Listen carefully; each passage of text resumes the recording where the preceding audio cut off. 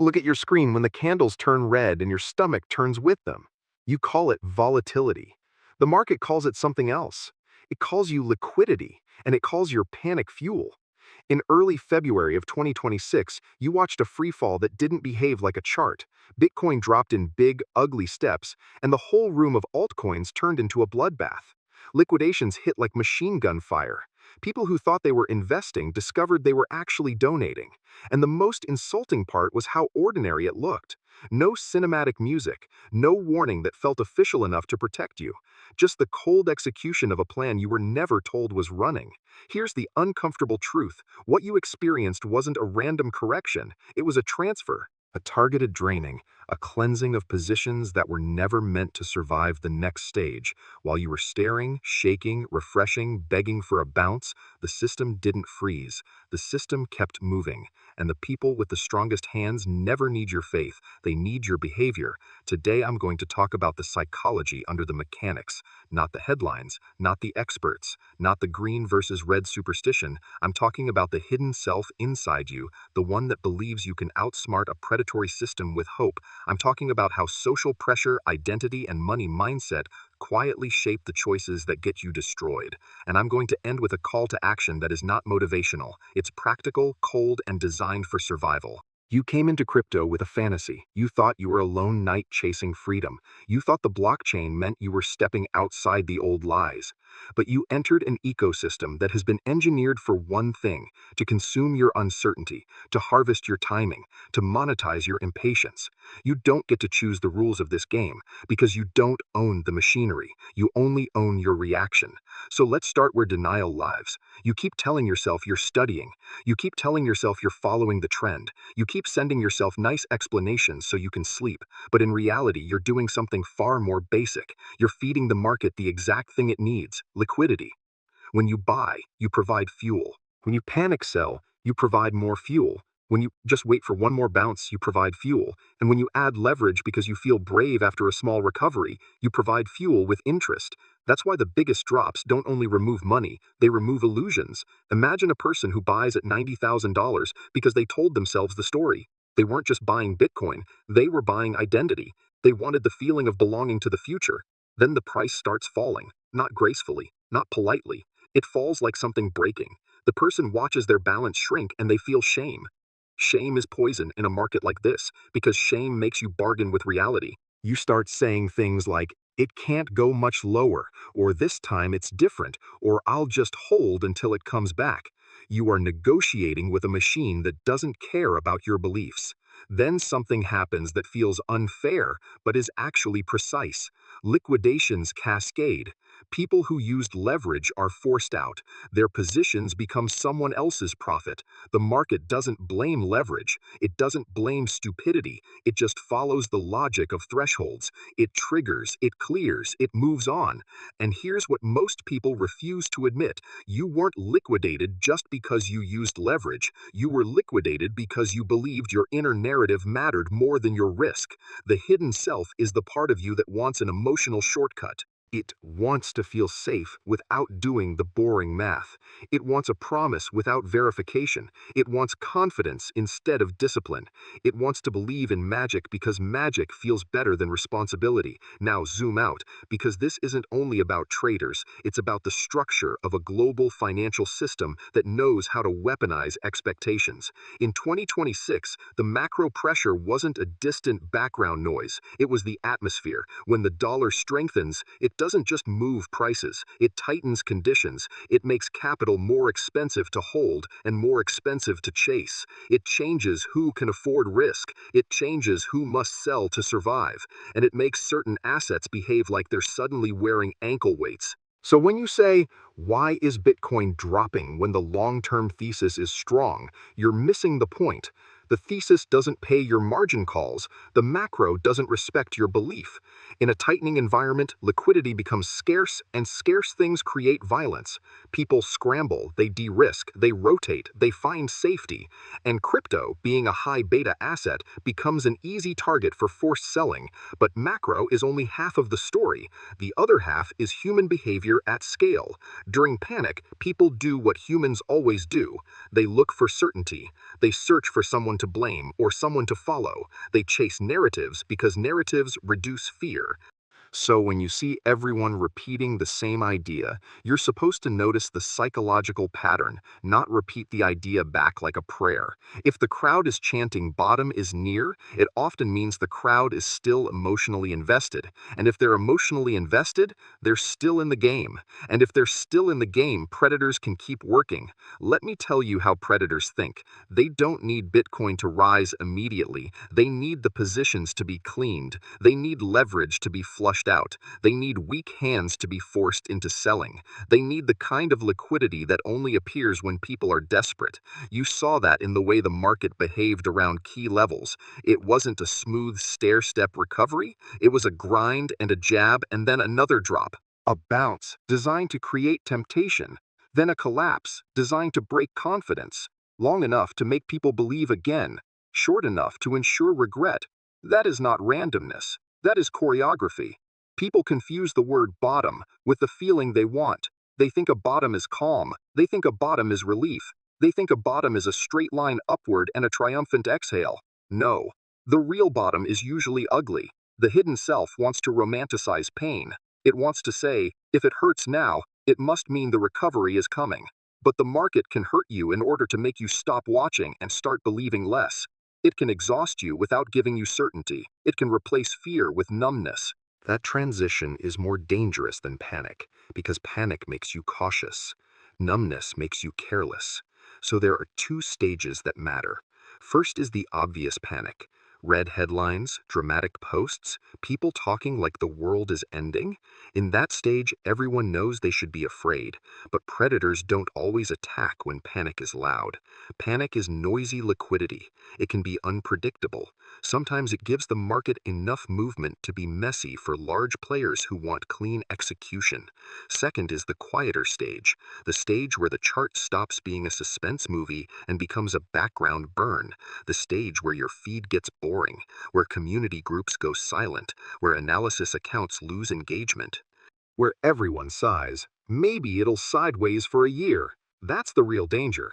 Because once people get bored, they stop fighting. They stop posting. They stop forcing the narrative. Their emotional grip loosens. That is when the market can rearrange positions without resistance. The hidden self in you is the part that hates boredom. You don't want to wait. You want something to hold on to. So you look for a reason to act. You turn information into permission, and predators rely on that weakness. Now we move into the most uncomfortable layer, how hope becomes a weapon. Hope is not a virtue in a market. Hope is a lever. When everyone believes a recovery will happen soon, it often means people are still waiting to sell at a certain price. They're still anchored to a dream outcome. Their orders and their behavior create a predictable landscape. That predictability is useful for the people who want to trap you. Here's the logic. If the crowd is excited, the crowd will buy the bounce, and that bounce can become a distribution point. If the crowd is terrified, the crowd might sell too early, and that can become a buying point for someone with deeper pockets. But if the crowd is hopeful, it does something worse. It holds too long. It refuses to accept loss. It keeps leverage alive. It keeps the order book swollen with stubborn bids and reluctant asks. So the market designs discomfort, not to punish you morally, to change your psychology. That's why you can see this pattern after a steep drop. The price rises a little, people get a tiny relief, then it fails. Long candles, wicks that look like deception. Stops hit, confidence shattered, and the people who got shaken don't automatically recover mentally. They become emotionally reprogrammed. Their belief system updates from optimism to bargaining to exhaustion. This is where the real trap lives. The trap is not just price, it's your mental timeline. You tell yourself, I'll buy lower next time. Then the market does not offer the exact lower price you imagined. It offers something else. It forces you to choose between missing out or chasing. And whichever choice you make, you lose to structure. If you miss out, you chase. If you chase, you overpay. Either way, the market collects. The hidden self loves to call this market manipulation. And yes, manipulation exists as a business model. But stop making it a conspiracy for entertainment. Treat it as a psychological contract. The market will manipulate attention. It will manipulate emotion. It will manipulate your sense of timing. Your job is not to prove manipulation. Your job is to stop participating in the same failure cycle. So what does the failure cycle look like? It looks like this. You check the screen, your body reacts, your heartbeat becomes the trading signal. Then you read some message from a group chat that confirms your fear. You feel smart for aligning with it. Then you act quickly because the discomfort is intolerable. Then you tell yourself you acted out of courage. But courage without discipline is self-deception. You didn't act out of courage. You acted out of panic dressed as strategy. And the market knows the difference. Now let's talk about the biggest illusion people cling to, the idea that the smart money is doing everything for the moral good. No, the smart money is doing one thing. It is reorganizing power. In 2026, as large institutions and major funds manage their exposures, you're watching a massive global rebalancing happen in slow motion and sometimes in violent bursts. This includes flows in and out of various vehicles, shifting liquidity and adjusting risk limits. If you're still asking whether these entities are here to support blockchain adoption, you're asking the wrong question. Adoption is a story. Control is the business, profit is the incentive, execution is the method, and execution requires two things. One is liquidity. The other is your willingness to stay emotionally involved. If you think you're trading against math, you're partly right, but the math is built by humans. Humans design incentives. Humans design order flow. Humans design the timing of discomfort. And once you understand that, you stop treating the market like a weather system and start treating it like a predator that reacts to your behavior. That doesn't mean you can beat the predator by posting stronger opinions. It means you understand what kind of decisions predators want you to make. So they create narratives like seasonal weather too. They let certain headlines breathe. They let certain levels look reachable. They allow just enough recovery to attract the exact types of participants who will provide the next layer of liquidity. Then they drain it. That's why you can see sharp liquidation events and coordinated price moves. It's not a ghost, it's a process. Positioning, triggering, clearing, redistributing. Your funds don't vanish. They transfer to someone who was already positioned, to someone who anticipated the timing, to someone who understands that markets are not only driven by demand, they're driven by forced behavior. Forced behavior is the most reliable behavior. Fear creates it, leverage accelerates it, deadlines intensify it. And this is where your personal hidden self becomes relevant, because most people don't lose in crypto due to ignorance, they lose due to identity. Identity is expensive. If you bought crypto as a way to feel superior, you will struggle to admit loss. You'll hold longer than you should because admitting you were wrong feels like losing face. If you bought it to feel connected, you'll follow the crowd because leaving the crowd feels like losing belonging. If you bought it as proof of intelligence, you will rationalize bad decisions to protect your self-image, so you become the prey that needs to be educated through pain. Now I want to go even deeper. Because the biggest shift happening in 2026 is not only Bitcoin down, Bitcoin up, it's that the market is splitting into two types of life. There is the life where capital is flexible, and there is the life where capital is trapped. When liquidity becomes expensive, capital that doesn't produce real cash flow, real usage, or real value gets squeezed. People learn this in their personal lives too. When money is abundant, people can afford fantasies. When money tightens, fantasies become luxury, and luxuries get dropped. So in 2026, the splitting gets harsher.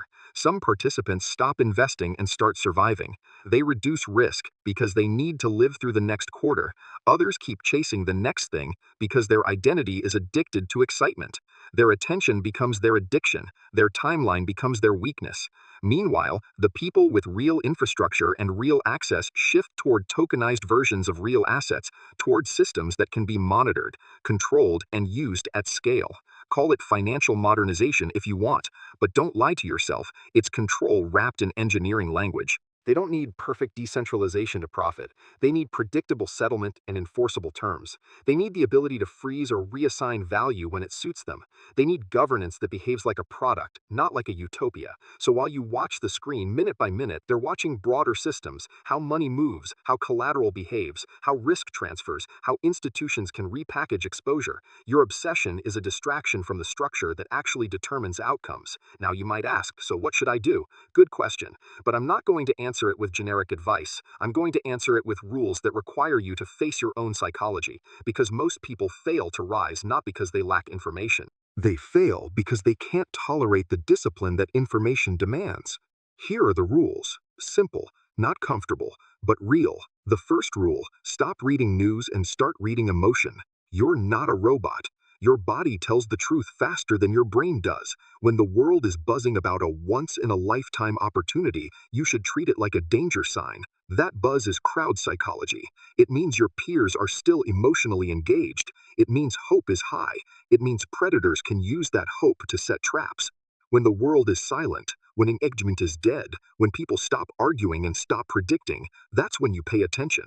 Not because it's magical, because it usually means the emotional grip has loosened. People who were never prepared have already left. Survivors are either cautious or exhausted. In either case, the market becomes less noisy. Your hidden self wants to feel active. It wants to feel early, but early in a predator game is often just tasty. So train yourself to respect emotion as data. The crowd's feeling is not commentary, it is positioning. The second rule, play with those who can survive, not with those who need you to survive. Let's say it bluntly, the crowd is wrong at turning points. Not because the crowd is evil, because the crowd lacks patience. They anchor to narratives, they chase confirmation, they buy after relief, they sell after pain. Large players don't need emotional clarity, they need opportunity, they need order flow, they need the right moment when forced selling creates a window. So instead of trusting social media drama, you watch signals that represent intent. You watch institutional flows. You watch whether the capital that matters is adding risk or removing it. You watch on-chain and market structure, not vibes. If ETFs or large allocations are draining, ask yourself what kind of environment they're preparing for. If they're adding exposure quietly, understand what price region is being built. And above all, stop trying to be smarter than the market. Trying to be smarter than the market is an ego project.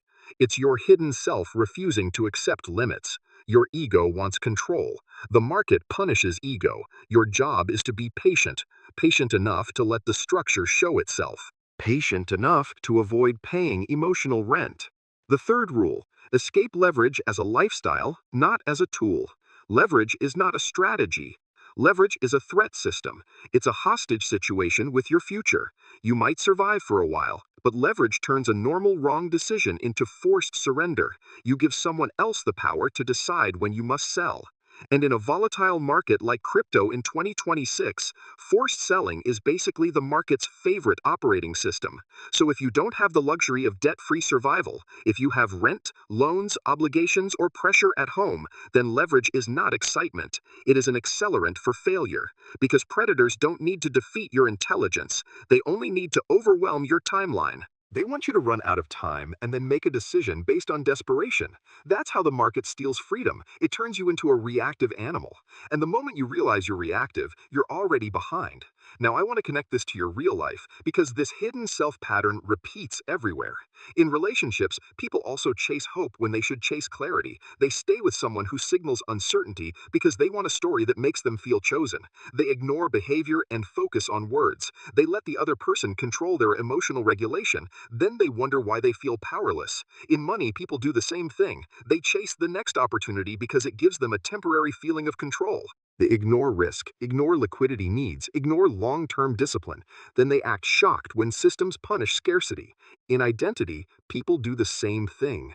They cling to a label, a group, a belief, because admitting they were wrong would hurt their pride. So they double down, they rationalize. They call it confidence, but pride is not confidence. Pride is denial with better marketing. The truth is brutal. Most people aren't victims of markets. They are victims of themselves. Specifically, they are victims of their hidden self that refuses to accept reality and prefers a fantasy. Crypto in 2026 is just a high-speed environment that exposes that weakness. So here's the darkest honest takeaway. Markets like this do not reward virtue. They reward survival behavior. They reward the ability to stay calm when your narrative is being violated. They reward the ability to detach from the crowd's emotional thermostat. Your goal is not to get the perfect entry. Your goal is to remain solvent long enough to allow a real opportunity to appear. That's it. Solvency beats genius. Real recovery in Bitcoin will not feel like a victory lap. It will feel like discomfort. It will feel uncertain. It will look messy. It will crawl crawl, and then drop, and then recover in bursts that make you question your senses. And during that phase, your hidden self will want to run back to either panic or hope. Don't, because that's when traps get built. When you think you're safe is when you become the easiest to harvest. So what do you do next? You stop treating this like entertainment and start treating it like risk management. You stop letting your identity decide your decisions. You stop confusing optimism with evidence. You stop asking the crowd what to do. You stop believing that because your thesis is true, your timing will be honored. Timing is not a promise. Timing is a battleground. And if you want a simple action plan that matches the mindset of rising up, here it is. First, reduce the ways you can be forced to sell. If you are using leverage, understand that you are inviting a stranger into your financial decisions. Your confidence becomes their trigger. Fix that. Second, separate your desire from your strategy. Wanting a win is not a strategy. It's a feeling. Strategy is about constraints. It's about what you can lose without collapsing. Third, measure emotion as a risk indicator. When everyone is excited, it can be late. When everyone is silent and exhausted, it can be earlier than you think. Fourth, build a relationship with uncertainty. You don't need certainty. You need a plan that can survive when certainty fails. Because the real enemy isn't price. The real enemy is your reflex. You reflexively chase. You reflexively react. You reflexively bargain with losses. That reflex is what the system is counting on. Now listen carefully. The system will not change to protect you. The system does not care about your hopes. It cares about liquidity and behavior. It cares about whether you'll panic at the right time and whether you'll buy at the wrong time. So if you want out, you don't need to believe harder. You need to break the pattern in your head. Stop asking the chart to make you feel safe. Make yourself safe with decisions that don't require perfect conditions. Stop trading to prove something. Trade to protect your life. Stop confusing crowd emotion with truth. And when you feel the urge to chase a bounce, when you hear the voice that says, maybe this time I can still get back what I lost, recognize it for what it is. It is your hidden self trying to bargain with fate. It is the part of you that thinks suffering entitles you to a shortcut. There are no shortcuts. There is only structure. So welcome to the era of the awakened, not the era of hype, not the era of dreams, the era of discipline. In 2026, crypto is teaching a lesson that people avoid their whole lives. You can't control other forces, but you can control your participation. You can choose to be a spectator instead of a target. You can choose to be cautious instead of addicted. You can choose to be calm instead of hungry. The game only becomes dangerous when you refuse to face the obvious. If you're running on hope, you're already on the table. If you're running on denial, you're already bleeding. If you're running on leverage, you're already giving away your freedom.